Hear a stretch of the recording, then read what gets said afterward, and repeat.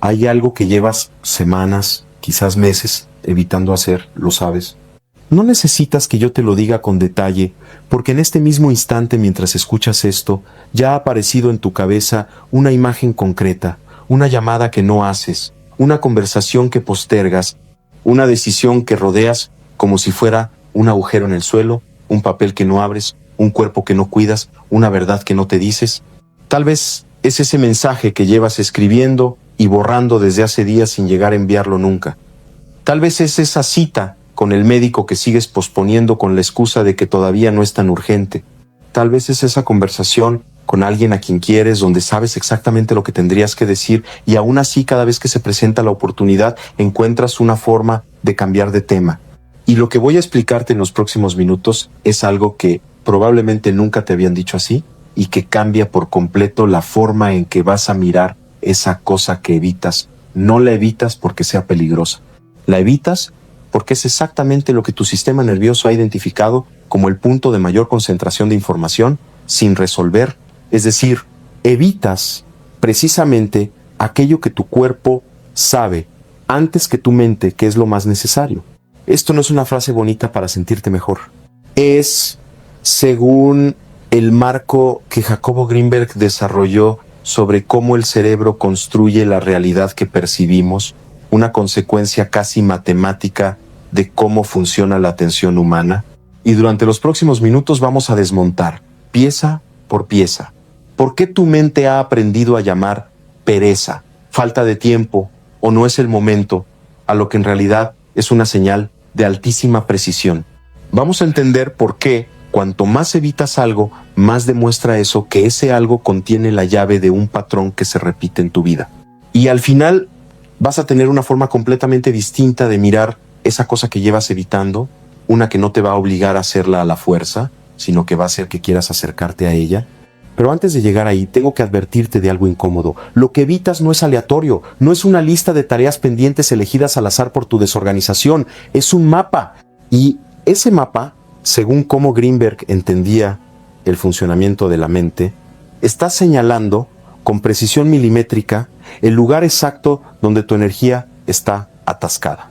En unos minutos te voy a explicar exactamente cómo se forma esa señal dentro de tu sistema nervioso, por qué tu cuerpo prefiere 1000 veces la incomodidad de seguir evitando antes que la incomodidad, mucho más breve, de enfrentarlo, y qué tienes que hacer exactamente para usar esa evitación como una brújula en vez de como una condena.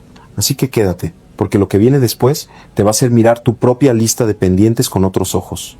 Empecemos por algo que parece obvio, pero que casi nadie se detiene a observar de verdad. Cuando evitas algo, no evitas la tarea en sí. Eso es lo que tu mente racional te cuenta para que la historia tenga sentido. Lo que en realidad evitas es la sensación que anticipas que vas a sentir en el momento de hacerlo. No es la llamada, es el nudo en el estómago que imaginas justo antes de marcar el número.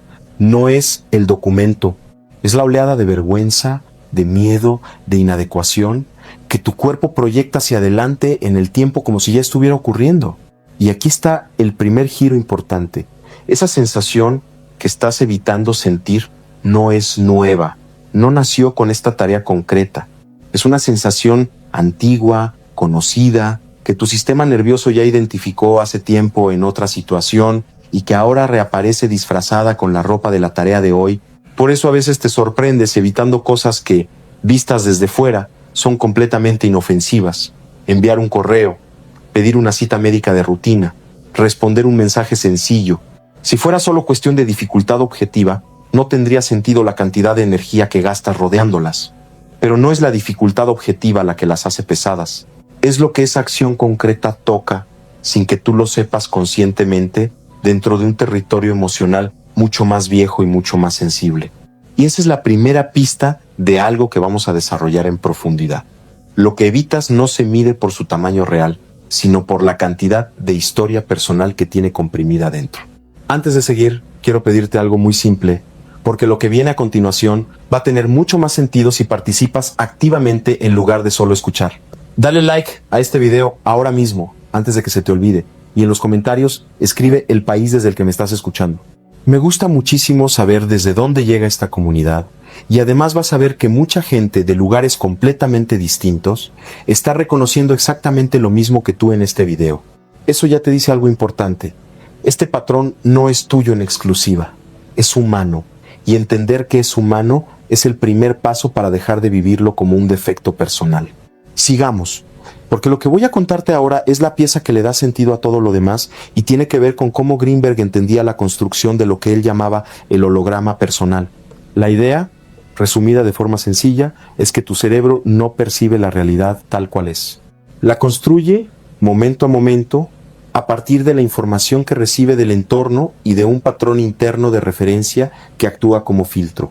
Ese patrón interno se va formando a lo largo de tu vida con cada experiencia significativa, especialmente con las experiencias que en su momento no pudiste procesar del todo, las que quedaron a medio digerir. Esas experiencias no resueltas no desaparecen.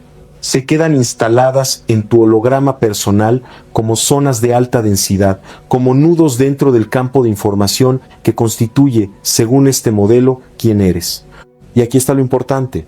Tu atención, sin que tú lo decidas, consciente y voluntariamente, evita acercarse a esas zonas de alta densidad. No porque sea débil ni cobarde. Las evita, porque acercarse a ellas implica activar de nuevo toda la carga que quedó comprimida ahí dentro. Entonces, cuando evitas hacer algo concreto en tu vida diaria, lo que en realidad estás haciendo es desviar tu atención justo en el momento en que esa atención está a punto de tocar uno de esos nudos. La tarea que evitas funciona como una especie de antena que, sin que lo sepas, está conectada directamente con una de esas zonas de tu holograma personal donde hay material sin resolver. Por eso, cuanto más evitas algo, más deberías sospechar que ahí hay algo importante esperando ser mirado. No es casualidad, es información.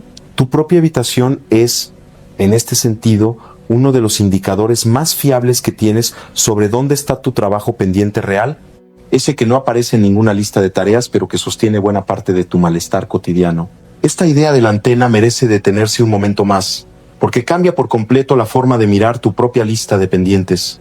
Normalmente, cuando alguien hace una lista de tareas, ordena por urgencia o por importancia externa. Esto primero porque tiene fecha límite, esto después porque puede esperar.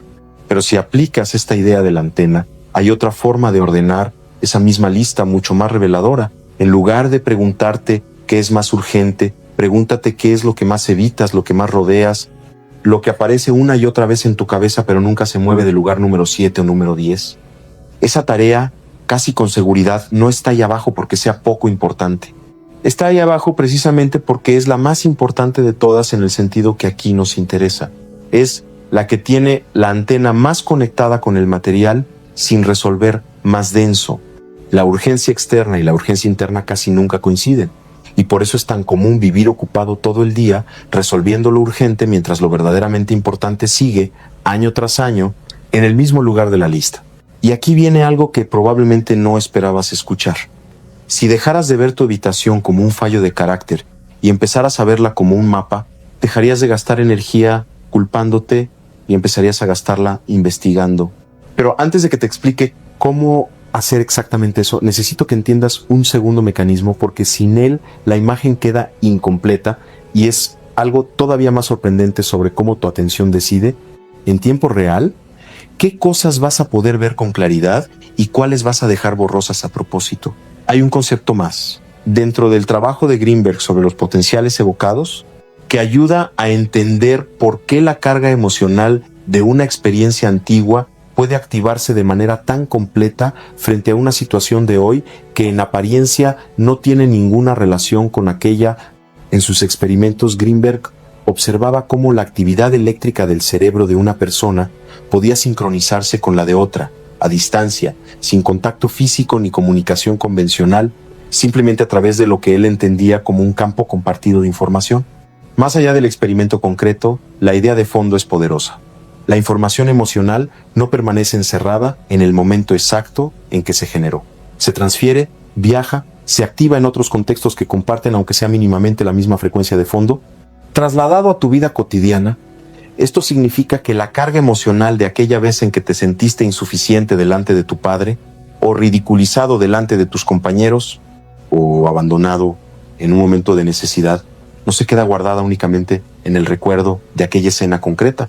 Se transfiere como una corriente que busca el camino de menor resistencia hacia cualquier situación actual que comparta, aunque sea de forma sutil, la misma textura emocional.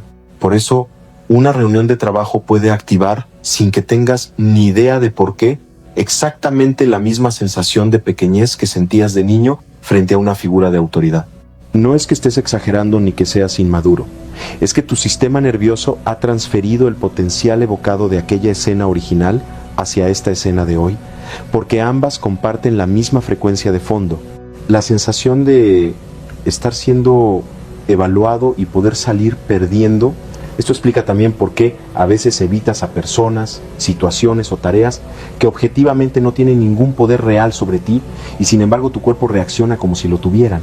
Un jefe que en realidad no puede hacerte ningún daño real activa la misma alarma que activaba una figura de autoridad de tu infancia que sí tenía ese poder.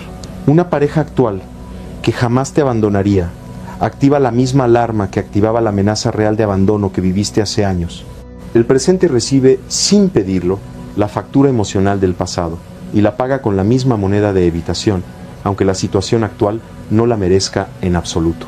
Greenberg distinguía entre dos modos de atención: la atención fragmentada y la atención expandida. La atención fragmentada es la que usamos casi todo el tiempo en la vida moderna. Es una atención que salta de estímulo en estímulo, que prioriza lo urgente sobre lo importante, que se deja secuestrar por la notificación, por la preocupación inmediata, por el ruido. La atención expandida, en cambio, es esa capacidad de sostener la conciencia sobre algo de manera estable, sin huir, sin distraerse, suficiente tiempo como para que ese algo se revele en toda su profundidad. La mayoría de las personas viven casi exclusivamente en atención fragmentada, y eso no es un accidente, es en parte una estrategia de supervivencia emocional. Porque la atención fragmentada tiene una ventaja enorme para tu sistema nervioso. Nunca se queda el tiempo suficiente en ningún sitio como para que algo incómodo termine de mostrarse del todo. Y esto explica algo que seguramente reconoces. Cuando estás a punto de hacer esa cosa que evitas, tu mente de repente encuentra 15 tareas urgentes que hacer antes. Aparece sin avisar la necesidad de limpiar la casa, de revisar el móvil, de organizar un cajón que lleva años desordenado. Eso no es procrastinación tonta. Es tu atención fragmentándose deliberadamente, de forma automática, exactamente en el instante en que estaba a punto de volverse expandida sobre el tema que más te incomoda. Tu sistema nervioso prefiere 1000 distracciones pequeñas antes que un encuentro sostenido con lo que de verdad importa, porque ese encuentro sostenido es justo lo que se necesita para que la información comprimida en ese nudo de tu holograma personal empiece a moverse, a soltarse, a integrarse. Y mientras esa información permanezca comprimida, sigue ejerciendo presión, aunque tú no la veas, sobre tu energía, tu estado de ánimo, tus decisiones. Piensa en alguien que lleva meses con la idea de cambiar de trabajo dándole vueltas en la cabeza. Tiene el currículum a medio actualizar desde hace tiempo. Cada noche se promete que al día siguiente va a terminarlo, a enviarlo, a moverse. Y cada día, de manera casi cómica, si no fuera tan dolorosa, aparece algo más urgente que hacer. Una serie nueva que ver, una habitación que ordenar, una conversación trivial que de repente se vuelve prioritaria. Esa persona no es perezosa. Su atención se fragmenta justo antes de tocar la zona donde está comprimido el miedo real, que casi nunca es miedo al trabajo nuevo, sino miedo a descubrir que, al intentarlo, confirme una sospecha antigua sobre su propio valor. Lo mismo le pasa a quien evita ir al médico por un síntoma que lleva semanas notando. No es que no le importe su salud, es que acercarse a esa cita significa sostener sin distracción la posibilidad de una noticia que no sabe si podría procesar. Y lo mismo le pasa a quien evita tener una conversación seria con su pareja sobre algo que les distancia. Cada vez que se acerca el momento, encuentra una razón perfectamente lógica para posponerlo una semana más. En los tres casos, el patrón es idéntico. La atención se fragmenta justo en el umbral, en el segundo exacto, antes de volverse expandida sobre el núcleo del asunto. Y cuanto más se repite esta fragmentación automática frente al mismo tema, más se refuerza el camino neuronal que la hace automática. hasta que deja de sentirse como una elección y empieza a sentirse como tu forma de ser. Es que yo soy así, siempre dejo las cosas para después. No, no es que seas así, es que tu sistema nervioso aprendió en algún momento que fragmentarse ahí era más seguro que sostenerse, y desde entonces lo repite de forma automática cada vez que se acerca a una situación parecida. Pero eso no es todavía lo más revelador de todo esto, porque hay una pregunta que seguramente te estás haciendo en este momento. Si evitar algo me cuesta tanta energía, tanta culpa, tanto desgaste mental dándole vueltas una y otra vez, ¿por qué mi cuerpo elige precisamente esa opción, la que más cuesta a largo plazo, en lugar de simplemente afrontarlo y terminar con el malestar de una vez? La respuesta a esto es la parte que más le sorprende a la gente cuando la entiende por primera vez, y tiene que ver con cómo tu sistema nervioso calcula el riesgo en tiempo real, no según la lógica, sino según una alarma mucho más primitiva. Si todavía no te has suscrito a este canal, este es el momento perfecto para hacerlo, porque en los próximos minutos voy a explicarte exactamente cómo se activa esa alarma dentro de ti, por qué tu cuerpo trata ciertas tareas cotidianas exactamente igual que trataría una amenaza física real, y sobre todo te voy a dar 3 formas concretas de acercarte a lo que evitas sin que tu sistema nervioso entre en pánico al hacerlo. Aquí seguimos explorando, semana tras semana, cómo el trabajo de Greenberg sobre la mente y la energía explica los patrones que más nos cuestan en la vida diaria, las relaciones que repetimos, el cansancio que no entendemos y esta evitación silenciosa que probablemente lleva años dirigiendo más decisiones de las que crees. Si quieres seguir entendiendo tus propios patrones desde esta mirada, suscribirte es la forma más directa de no perderte ninguno de estos videos. Vamos entonces con esa alarma. Greenberg hablaba de algo que podríamos traducir como un estado de emergencia permanente. La idea de que el sistema nervioso humano, especialmente cuando ha vivido experiencias de amenaza, abandono, humillación o pérdida de control en el pasado, queda configurado para detectar peligro en situaciones que objetivamente no lo son. No se trata de que tu cuerpo sea exagerado a propósito. Se trata de que una vez que el sistema ha aprendido que cierto tipo de sensación, el rechazo, el juicio, la exposición, la pérdida de control es intolerable, empieza a generar alarmas anticipadas frente a cualquier situación que se le parezca remotamente, sin importar lo pequeña que sea en la superficie. Este estado de emergencia no se siente casi nunca como una alarma evidente y dramática. No suena una sirena interna que te avise cuidado, peligro. Se siente más bien como una especie de tensión baja y constante que ya forma parte de tu manera habitual de estar en el mundo, tan constante que has dejado de notarla como algo extraño. Es esa ligera vigilancia de fondo cuando entras a una sala llena de gente. Es esa rigidez en los hombros que llevas contigo casi todo el día sin saber bien por qué. Es esa dificultad para relajarte del todo, incluso en momentos de descanso real, como si una parte de ti se negara a bajar completamente la guardia. El sistema nervioso que vive en estado de emergencia permanente no necesita un peligro real presente para mantenerse activado. Le basta con la posibilidad de que algo parecido al peligro original pueda repetirse en cualquier momento, y por eso nunca termina de apagar del todo la alarma. Así que cuando tienes que hacer esa llamada que evitas, tu cuerpo no está calculando esto es solo una llamada de 5 minutos. Está calculando en un nivel completamente fuera de tu control consciente. ¿Esto se parece a aquella vez en que mi voz tembló y todos lo notaron? ¿O esto se parece a aquella vez en que pedí algo y me lo negaron de forma humillante? ¿O esto se parece a aquella vez en que mostré una necesidad y la usaron en mi contra? El contenido específico cambia de persona a persona, pero el mecanismo es el mismo. Tu cuerpo reacciona ante la tarea de hoy con la intensidad emocional de la herida original, no con la intensidad real de la tarea actual. Por eso evitar una llamada puede generar la misma sensación física que evitar un peligro real. El pecho se cierra, el estómago se contrae, la mente se llena de excusas que en el momento parecen completamente razonables. No todas las personas cargan la misma herida original, y por eso lo que cada una evita tiene un sabor distinto. Hay quien evita pedir cosas porque en algún momento pedir significó exponerse a una negativa humillante. Así que ahora cualquier situación que implique pedir un aumento de sueldo, un favor, Ayuda con algo doméstico, activa esa misma alarma de humillación anticipada, aunque la persona que tiene delante no tenga absolutamente nada que ver con quien la humilló la primera vez. Hay quien evita mostrar entusiasmo por algo propio porque en algún momento mostrar entusiasmo fue recibido con burla o indiferencia, así que ahora evita compartir sus logros, sus proyectos, incluso sus alegrías, no porque no le importen, sino porque mostrarlas activa el miedo antiguo a que vuelvan a apagarle la ilusión. Y hay quien evita el conflicto directo porque en algún momento el conflicto en su entorno significó una pérdida de control real, un grito, un castigo, una ruptura, así que ahora cualquier desacuerdo, por pequeño que sea, dispara la misma alarma corporal que dispararía una amenaza real a su seguridad. Lo interesante es que la tarea evitada, vista desde fuera, casi nunca se parece a la herida original.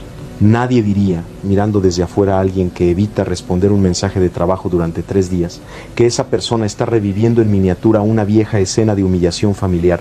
Pero por dentro, la sensación es exactamente la misma. Por eso es tan difícil explicarle a otra persona, o incluso a ti mismo, por qué algo tan simple te cuesta tanto. No es simple para tu sistema nervioso, porque tu sistema nervioso no está respondiendo al tamaño objetivo de la tarea de hoy. Está respondiendo al tamaño emocional de la herida que esa tarea, sin querer, ha tocado. Y aquí está la trampa que mantiene este círculo funcionando indefinidamente. Cada vez que evitas, tu cuerpo recibe la confirmación de que evitar funciona, de que evitar te mantiene seguro. El alivio inmediato que sientes al posponer algo es real, es químico, es una bajada genuina de cortisol y de tensión, pero ese alivio tiene un precio oculto. Refuerza la idea dentro de tu sistema nervioso de que esa tarea era efectivamente peligrosa porque evitarla trajo calma. Así se construye ladrillo a ladrillo una asociación cada vez más fuerte entre esa tarea y el peligro, aunque la tarea en sí nunca haya sido peligrosa de verdad. Cuanto más tiempo pasa, más grande se vuelve la montaña en tu cabeza, no porque la tarea haya cambiado, sino porque la cantidad de evitación acumulada ha ido reforzando la alarma una y otra vez. Todavía no te he contado la parte que explica por qué este patrón, una vez que se instala con una tarea, suele extenderse silenciosamente a otras áreas completamente distintas de tu vida, y por qué eso no es coincidencia, sino el funcionamiento exacto de cómo tu mente generaliza la experiencia. Eso tiene que ver con un modelo que Greenberg usaba para explicar cómo se forma cualquier patrón de conducta, el proceso de impresión, condensación y generalización. La impresión es el momento original, es la primera vez que viviste esa sensación intolerable en relación con un tipo concreto de situación, hablar en público, pedir ayuda, mostrar una necesidad, exponerte al juicio de alguien con autoridad sobre ti. En ese momento, tu sistema nervioso registró no solo el hecho, sino la sensación corporal completa que lo acompañó, y la marcó internamente como algo que debía evitarse en el futuro a toda costa. La condensación es lo que ocurre después, casi sin que te das cuenta. Esa impresión original deja de estar ligada solo a la situación exacta en la que ocurrió, y empieza a comprimirse en una sensación más general, más abstracta, más fácil de activar. Ya no necesitas estar exactamente en la misma situación para sentir la misma alarma. Basta con que algo se parezca lo suficiente, aunque sea de forma superficial, para que la misma sensación se dispare. Y la generalización es el paso final, el que explica por qué evitas tantas cosas distintas que en apariencia no tienen nada que ver entre sí, pero que en el fondo activan exactamente la misma sensación condensada. La llamada incómoda, el documento que no abres, la conversación pendiente, la decisión que postergas, pueden parecer asuntos completamente distintos, pero si te detienes a sentir con honestidad la textura emocional concreta que cada uno te genera justo antes de evitarlo, es muy probable que descubras que todas comparten la misma firma emocional de fondo, el mismo nudo, la misma sensación que tu cuerpo aprendió hace mucho tiempo a clasificar como insoportable. Veamos cómo se vería esto en una historia concreta, aunque los detalles cambien de persona a persona. Imagina a alguien que de niño mostró entusiasmo genuino por algo, un dibujo, una idea, un logro pequeño, y recibió, en lugar de validación, una respuesta fría o burlona de un adulto importante para él. Esa fue la impresión, una sola escena, breve, pero suficientemente intensa para grabarse con fuerza. Con el tiempo, esa impresión no se quedó ligada únicamente a mostrar dibujos a esa persona en particular. Se condensó en algo más amplio, la sensación genérica de exponer entusiasmo y ser recibido con frialdad. Y finalmente, esa sensación condensada se generalizó hacia cualquier situación adulta que comparta, aunque sea remotamente, esa misma estructura. Compartir una idea en una reunión de trabajo, contarle a un amigo un proyecto que le emociona, publicar algo creativo y exponerse a comentarios. Hoy, esa persona puede evitar pedir un aumento, evitar compartir un logro en redes, evitar proponer una idea en una reunión, y a primera vista parecerían tres evitaciones completamente distintas, pero las tres comparten la misma raíz: el miedo condensado a mostrar algo propio y recibir frialdad en lugar de reconocimiento. Esto significa algo enorme. No tienes cientos de evitaciones distintas y desconectadas entre sí. Es muy probable que tengas en realidad una o dos heridas centrales, generalizadas, que se disfrazan de 1000 tareas cotidianas diferentes. Y esto cambia completamente la estrategia. En lugar de intentar forzarte una por una a hacer cada cosa que evitas usando pura fuerza de voluntad, lo que realmente transforma este patrón es identificar la sensación común que se repite detrás de todas ellas y aprender a tolerar esa sensación concreta, no la tarea en sí. Porque si aprendes a estar presente con esa sensación específica sin huir de ella, automáticamente vas a poder acercarte a todas las tareas que la activaban, no solo a una. Hay todavía otra capa en todo esto, una que casi nadie nombra, y que tiene que ver con cómo tu cuerpo administra literalmente su energía disponible como si fuera un presupuesto limitado. Greenberg insistía en que la energía mental y emocional no es infinita ni gratuita. Cada proceso interno consume una porción concreta de un recurso finito, igual que cada gasto consume una porción concreta de un sueldo finito. Y cuando una parte de ese presupuesto se destina de manera fija y silenciosa a mantener sellada una zona de tu holograma personal, esa parte deja de estar disponible para cualquier otra cosa, sin importar cuánto la necesites en otro lado. Esto es lo que podríamos llamar la economía de la atención, y explica algo que seguramente te ha pasado: notar que tienes menos paciencia, menos creatividad, menos capacidad para disfrutar cosas simples, exactamente durante las semanas en que más fuerte evitas algo importante. No es coincidencia ni mala suerte. Es que el presupuesto energético que debería repartirse entre tu trabajo, tus relaciones, tu descanso y tu disfrute está siendo desviado en gran parte hacia mantener cerrada esa puerta concreta. Cuanto más tiempo lleva abierta esa habitación, más alto es el alquiler mensual que paga tu sistema nervioso por mantenerla así. Y ese alquiler se cobra en forma de irritabilidad, de niebla mental, de una sensación general de estar viviendo con menos recursos de los que en realidad tienes disponibles.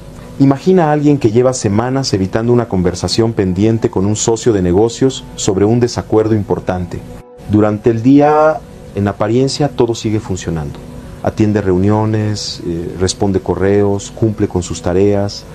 Pero si le preguntaras con honestidad cuánta energía mental le queda disponible al final de la jornada para estar presente con su familia, para disfrutar una cena, para leer algo que le interese, probablemente te diría que casi ninguna. No porque su trabajo sea más exigente que antes, sino porque, en paralelo a cada tarea visible del día, una parte considerable de su presupuesto energético está destinada, en silencio, a mantener contenida la atención de esa conversación pendiente. Esa persona no está cansada por lo que hace, está cansada por lo que sostiene sin hacer. Y aquí aparece algo curioso que muchas personas reportan cuando finalmente resuelven una evitación importante que llevaba mucho tiempo abierta. No solo sienten alivio respecto a ese tema concreto. De repente tienen ganas de retomar un hobby abandonado, de llamar a un amigo con el que habían perdido contacto, de ordenar un espacio de su casa que llevaba meses postergado. Eso no es casualidad ni una simple mejora de ánimo genérica. Es la economía de la atención reequilibrándose. Al dejar de pagar el alquiler de esa puerta cerrada, todo ese presupuesto que estaba secuestrado vuelve a estar disponible para el resto de tu vida. Y se nota casi de inmediato en áreas que en apariencia no tenían ninguna relación con lo que resolviste. Pero hay una razón más, todavía más profunda, por la que cuesta tanto acercarse a lo que se evita, y tiene que ver con algo que rara vez se nombra con claridad: la disonancia identitaria. A lo largo de los años, sin darte cuenta, has construido una historia sobre quién eres. Yo no soy de los que piden ayuda. Yo soy fuerte, yo aguanto, yo no me quejo. Yo no soy de los que generan conflicto. Esas frases repetidas durante años dejan de ser simples descripciones y se convierten en parte de tu identidad dentro de tu propio holograma personal. Y aquí está el problema. Muchas de las cosas que más necesitas hacer exigen precisamente romper esa imagen que has construido sobre ti mismo. Pedir ayuda exige aceptar por un instante que no puedes con todo solo. Y eso entra en conflicto directo con la identidad de el que aguanta. Poner un límite exige aceptar que vas a generar, aunque sea brevemente, cierta incomodidad en otra persona. Y eso entra en conflicto con la identidad de el que nunca causa problemas. Mostrar vulnerabilidad exige aceptar que puede ser visto en un momento de debilidad, y eso entra en conflicto con la identidad de el fuerte de la familia. Cada vez que la acción necesaria choca contra la imagen que tienes de ti mismo, tu sistema nervioso interpreta esa acción no solo como incómoda, sino como una amenaza a tu propia coherencia interna, a lo que Greenberg llamaba la coherencia neurológica de tu campo personal. Y proteger esa coherencia, aunque sea una coherencia construida sobre una historia parcial o incluso falsa de quién eres, se vuelve más prioritario para tu cuerpo que resolver el problema real.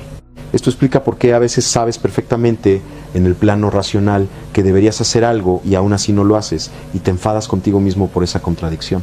No es falta de inteligencia ni de voluntad, es que una parte de ti está protegiendo con toda su energía disponible una imagen de identidad que lleva años sosteniendo, y esa parte no va a soltar esa protección solo porque tu mente racional haya decidido que ya toca. Necesita algo más. Necesita sentir que puede hacer esa cosa evitada sin que eso signifique destruir la historia que tiene sobre quién es. Piensa en alguien que se ha pasado años siendo, para toda su familia y sus amigos, la persona resolutiva, la que nunca se cae, la que siempre tiene una solución. Esa persona puede estar atravesando una crisis económica seria y aún así evitar sistemáticamente pedir un préstamo a un familiar cercano que se lo daría sin problema. No es el dinero lo que evita pedir, es la grieta que se abriría en la identidad de la fuerte, la persona a la que todos acuden y que nunca necesita que nadie acuda a ella. Pedir ese préstamo, aunque resolvería el problema en 5 minutos, exige sostener durante esos 5 minutos la imagen de alguien vulnerable, y esa imagen es exactamente la que su sistema de identidad lleva años evitando a toda costa. Piensa también en alguien que se define desde hace años como una persona tranquila que no se mete en líos. Esa identidad, construida quizás como respuesta a un entorno familiar caótico durante la infancia, le sirvió en su momento para sentirse segura. Pero hoy esa misma identidad le impide poner un límite claro con un compañero de trabajo que sistemáticamente se aprovecha de ella, porque poner ese límite, aunque sea justo y necesario, activa la sensación de estar metiéndose en un lío, de dejar de ser la persona tranquila que siempre ha sido. Y entonces evita una y otra vez la conversación que resolvería el problema, no porque no sepa cómo tenerla, sino porque tenerla la obligaría a salir, aunque sea por un momento, del personaje que lleva sosteniendo toda su vida.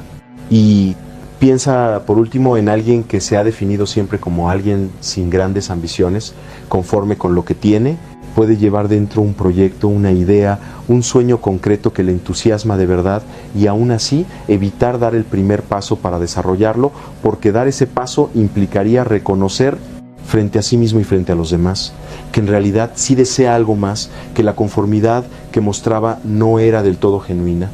Mostrar ambición rompería la coherencia de la historia que ha contado durante años, y esa ruptura, aunque sea hacia algo mejor, se siente tan amenazante como cualquier pérdida real. En los 3 casos, lo que se evita no es la acción en sí, es la fractura, aunque sea momentánea, de la imagen que sostiene la coherencia interna. Y tu sistema nervioso, recordemos, prioriza casi siempre la coherencia conocida por encima del cambio beneficioso, incluso cuando ese cambio es exactamente lo que necesitas. Justo cuando crees que ya lo sabes todo sobre por qué evitas lo que evitas, ocurre algo que nadie esperaba.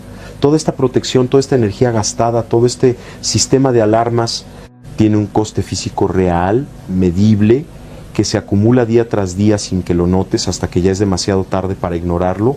Y aquí está la pieza final que conecta absolutamente todo lo anterior y que tiene que ver con algo que Greenberg llamaba supresión emocional activa. No es lo mismo no sentir algo que suprimir activamente algo que sí estás sintiendo. La supresión emocional activa es un trabajo energético constante, silencioso, que tu sistema nervioso realiza todo el tiempo para mantener fuera de tu conciencia aquello que considera demasiado amenazante para procesarse directamente. Y aquí está lo que pocas veces se explica con claridad. Ese trabajo de supresión consume una cantidad enorme de la energía disponible de tu cuerpo, incluso cuando no estás haciendo nada relacionado con la tarea evitada. Es decir, no gastas energía solo en el momento en que evitas activamente algo. Gastas energía constantemente durante todo el día manteniendo cerrada la puerta detrás de la cual está esa sensación que no quieres sentir. Por eso muchas personas describen una fatiga que no se explica por nada concreto, un cansancio de fondo que no desaparece ni con descanso, ni con vacaciones, ni con dormir más horas. Parte de esa fatiga, según este modelo, no viene de lo que haces, sino de lo que tu sistema nervioso está reprimiendo todo el tiempo sin que tú lo veas. Cada cosa que evitas activamente no es neutra. Es una puerta que tu cuerpo sostiene cerrada con esfuerzo, minuto tras minuto. Y mantener cerradas varias puertas a la vez explica por qué a veces te sientes agotado sin haber hecho en apariencia nada extraordinario. Esto también explica por qué justo después de finalmente hacer esa cosa que evitabas durante semanas, sientes un alivio que parece desproporcionado en relación con lo pequeña que era la tarea en realidad. No es que la tarea fuera enorme, es que al hacerla, soltaste de golpe la energía que estabas usando para mantener esa puerta cerrada. Esa sensación de ligereza que aparece después no viene de haber resuelto un problema externo pequeño, viene de haber dejado de gastar segundo a segundo la energía que sostenía la evitación. Fíjate también en algo que probablemente has notado sin saber nombrarlo. Los días en que tienes pendiente esa cosa que evitas suelen sentirse más largos, más pesados, aunque hagas exactamente las mismas actividades que cualquier otro día. Te cuesta más concentrarte en el trabajo, te irritas con más facilidad por cosas que normalmente no te afectarían, sientes una especie de ruido de fondo que no logras identificar del todo. Ese ruido de fondo es literalmente el coste energético de mantener cerrada esa puerta mientras intentas al mismo tiempo funcionar con normalidad en todo lo demás. Tu cuerpo está sosteniendo dos tareas simultáneas: vivir el día y en paralelo contener aquello que no quiere que aflore. Y sostener dos tareas a la vez, una de ellas invisible, agota mucho más que sostener solo una. Y hay un estado al otro lado de ese ruido de fondo que Greenberg describía como silencio interno. Ese momento en que la mente deja de generar interferencia constante, deja de necesitar estar siempre ocupada evitando algo y simplemente puede estar presente con lo que hay sin urgencia de escapar de ello. No es un estado que se alcanza evitando cada vez más cosas para sentirse en calma. Es paradójicamente un estado que solo aparece cuando se han ido cerrando, una por una, las puertas que llevaban tiempo abiertas consumiendo energía en silencio. Cada vez que te acercas a algo que evitabas y descubres que sobrevives a esa sensación, que no era tan insoportable como anticipabas, una de esas puertas se cierra de verdad, no por evitación, sino por resolución. Y el silencio interno que aparece después no es vacío ni indiferencia. Es simplemente la cantidad de energía que antes estaba ocupada en mantener alarmas, ahora disponible para estar sin más en tu propia vida. Si lo piensas con calma, este mecanismo de evitación no funciona aislado de todo lo demás que has notado en ti mismo a lo largo del tiempo. Es el mismo error que se repite, aunque sepas que te hace daño, visto desde otro ángulo, porque repetir el error es, muchas veces, más tolerable que enfrentar lo que haría falta evitar para dejar de repetirlo. Es la misma mente que se sabotea justo cuando las cosas empiezan a ir bien, porque ir bien implica, en algún punto, sostener una exposición o una responsabilidad que despierta exactamente esa sensación que el cuerpo aprendió a evitar. Es el mismo apego a lo que ya no tiene solución, porque seguir dándole vueltas a algo cerrado resulta paradójicamente menos amenazante que abrir algo nuevo todavía sin explorar. Cada patrón que has reconocido en ti mismo durante las últimas semanas, Si lo miras con suficiente atención, termina llevándote al mismo punto.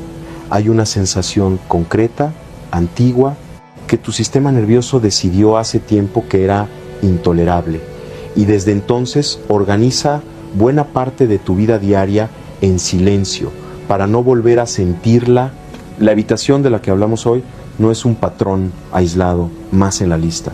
Es, en cierto sentido, el hilo que atraviesa a casi todos los demás, porque cada patrón de autosabotaje que existe necesita para sostenerse una zona que se evita mirar de frente. Ahora bien, entender todo esto no sirve de mucho si se queda solo en la cabeza como una idea interesante. Así que vamos a la parte práctica, porque hay varios movimientos concretos que puedes empezar a aplicar hoy mismo con esa cosa que llevas evitando y que están diseñados específicamente para trabajar con este mecanismo en lugar de luchar contra él. Antes de los movimientos uno por uno, te propongo algo que vale la pena hacer con calma en otro momento del día si ahora no puedes. Construir tu propio mapa de evitaciones.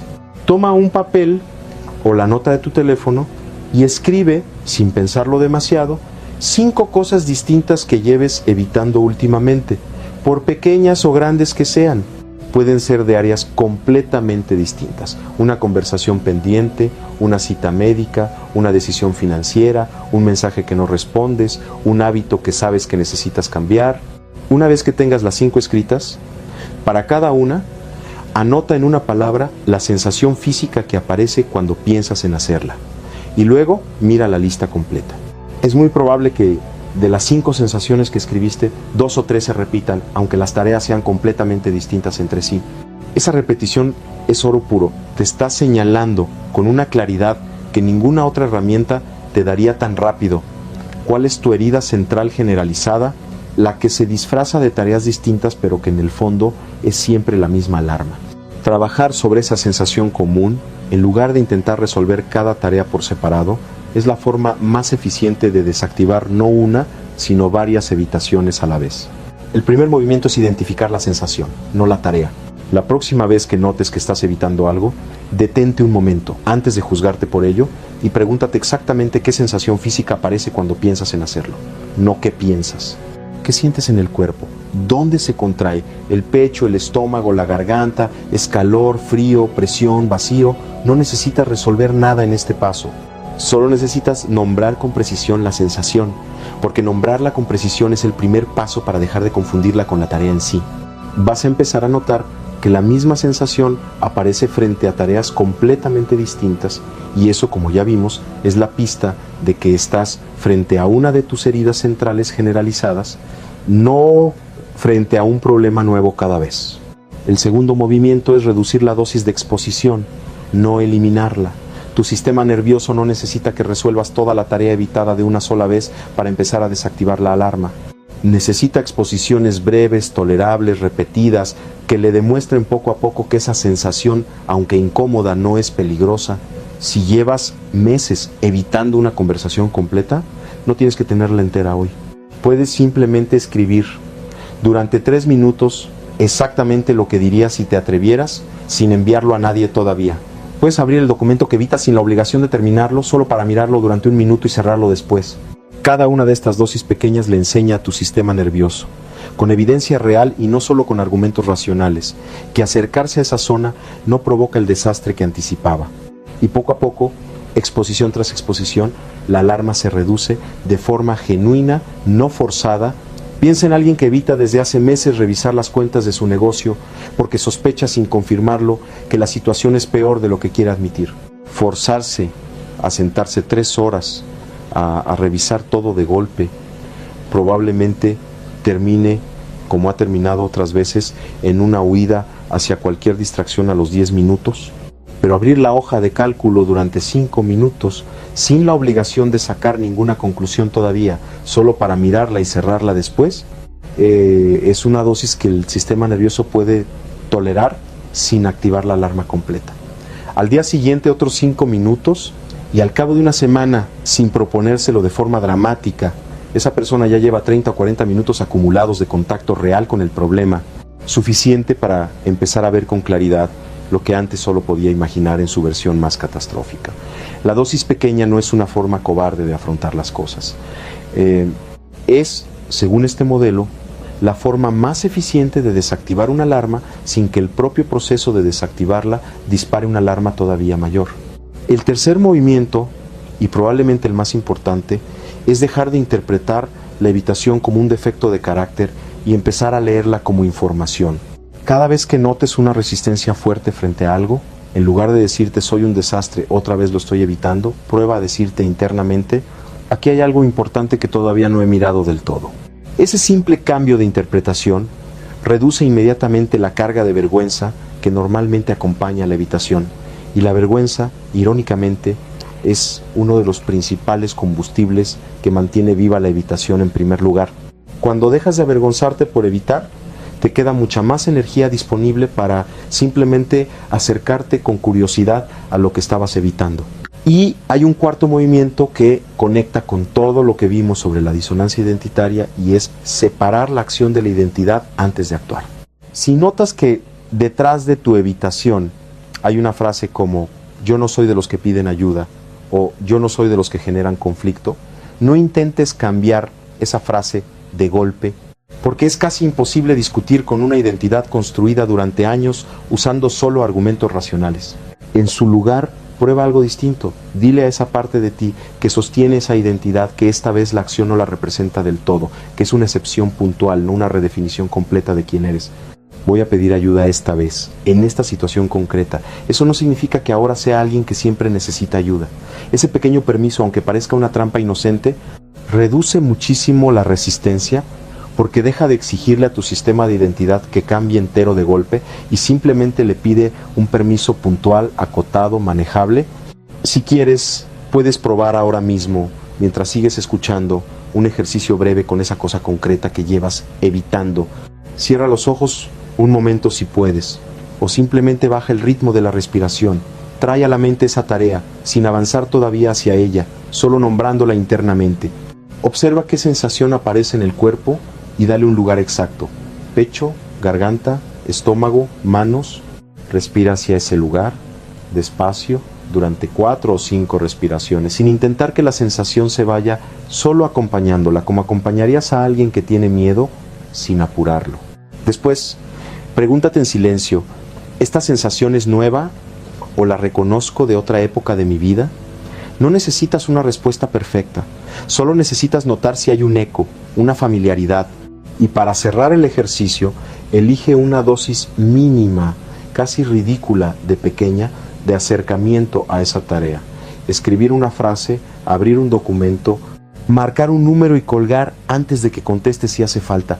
La dosis no tiene que resolver nada, solo tiene que demostrarle a tu cuerpo que acercarse no provoca el desastre que anticipaba. Y hay un quinto movimiento sencillo pero que casi nadie practica, y es celebrar la dosis. No esperar a la victoria completa para sentirte bien contigo mismo. La mente, especialmente cuando lleva mucho tiempo evitando algo, tiende a descalificar los pasos pequeños. Abrí el documento pero no lo terminé, así que en realidad no hice nada. Esa forma de medir el progreso es exactamente la que mantiene viva la evitación, porque convierte cada paso pequeño en un fracaso encubierto en lugar de en una victoria real. Si hoy hiciste la dosis mínima que te propusiste, eso cuenta, y cuenta de verdad, aunque la tarea completa siga sin resolverse. Tu sistema nervioso aprende a través de la repetición de experiencias tolerables, no a través de un único acto heroico.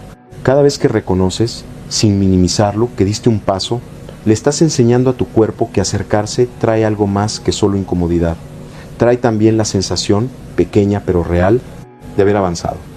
Y esa sensación, acumulada paso a paso, es la que finalmente inclina la balanza hacia acercarse en lugar de huir. Y aquí es donde toda esta historia se cierra y vuelve transformada al punto exacto de donde empezamos. Lo que más evitas hacer en tu vida no es una señal de debilidad, ni de pereza, ni de falta de disciplina. Es casi siempre el lugar exacto donde tu energía está pidiendo ser liberada. Cuanto más fuerte es tu resistencia frente a algo, más concentrada está la información que ese algo contiene sobre una parte de ti que todavía no terminó de procesarse. No es coincidencia que evites precisamente eso y no otra cosa. Tu sistema nervioso, con una precisión que la mente racional jamás podría calcular de forma consciente, ha identificado exactamente dónde está el nudo más importante y lo ha rodeado de alarmas para protegerte de algo que paradójicamente es justo lo que necesitas atravesar para sentirte completo de nuevo. Piensa por un momento en cuánta vida ha pasado de largo en silencio mientras esa puerta permanecía cerrada, cuántas conversaciones que podrían haber acercado a dos personas se quedaron sin decir, cuántos proyectos que podrían haber cambiado algo importante se quedaron a medio empezar. No para hacerte sentir peor por ello, sino para que entiendas la magnitud real de lo que está en juego cada vez que decides, aunque sea en una dosis mínima, acercarte un poco más a lo que evitas. No se trata de convertirte de la noche a la mañana en alguien que enfrenta todo sin miedo. Se trata de entender que cada pequeño acercamiento, cada dosis tolerable, va reescribiendo poco a poco la asociación que tu cuerpo hizo hace mucho tiempo entre esa sensación y el peligro. Y con el tiempo, lo que hoy te paraliza, deja de tener ese poder sobre ti. Así que la próxima vez que te sorprendas evitando algo durante días, semanas, quizás meses, no te apresures a castigarte por ello. Detente un instante y pregúntate, con genuina curiosidad, ¿qué es exactamente lo que tanto necesito resolver? Que mi propio cuerpo ha decidido protegerme de mirarlo de frente. La respuesta a esa pregunta, casi siempre, es mucho más reveladora que la tarea misma. Y encontrarla es el primer paso real hacia dejar de vivir gobernado por evitaciones que ya no te protegen de nada, sino que simplemente te mantienen alejado de tu propia vida. Con el tiempo, lo que vas a notar no es que dejes de sentir miedo frente a las cosas difíciles. Vas a seguir sintiéndolo porque la sensación de incertidumbre frente a lo nuevo es parte de estar vivo y no algo que se elimina del todo. Lo que va a cambiar es la relación que tienes con ese miedo. En lugar de organizar toda tu vida alrededor de evitarlo, vas a empezar a tratarlo como una señal que se puede escuchar y atravesar, no como una orden que hay que obedecer sin cuestionarla. Esa diferencia, que parece sutil dicha así, es en realidad la que separa una vida que se va encogiendo poco a poco alrededor de lo que se evita, de una vida que se va ampliando dosis a dosis hacia todo lo que antes parecía inalcanzable. Si esto que acabas de escuchar te ha hecho pensar en algo concreto que llevas evitando, quiero que lo escribas en los comentarios con una sola palabra: yo. Solo eso, yo. Para que sepamos cuántos de los que estamos aquí reconocemos exactamente este patrón en nuestra propia vida. Y si quieres seguir entendiendo, video tras video, los patrones invisibles que terminan dirigiendo más decisiones de las que imaginas, dale like a este video y suscríbete al canal. Aquí seguimos explorando, semana tras semana, lo que la mente humana esconde detrás de cada patrón que se repite. Nos vemos en el próximo video.